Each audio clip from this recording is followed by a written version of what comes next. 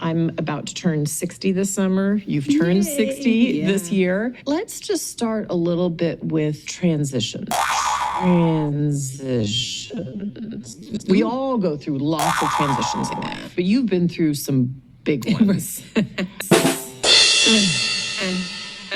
I know people have asked you a lot about, okay, what was it like to transition into the White House? But what I really want to know is, what was it like to transition out? What was the next day like for you? That's a good question. Yeah, and then how have you kind of thought about like designing your life and who you want to be? Yeah. Well, first of all, thank you for including me in these amazing conversations, and happy birthday ahead of time. Thank you. The 60 Club. I told you, it's going to be good. Okay. It's going to be good. But transitions, the day after we left the White House, first of all, it felt good and strange because we still lived in D.C. We made the decision to stay in Washington, and the girls were in school and their lives were in D.C. I mean, we had successfully transitioned them and raised them in D.C. They had lived in the White House longer than they had lived anywhere.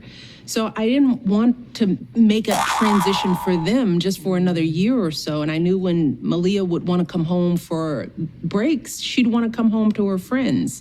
So we stayed in D.C. So it was strange.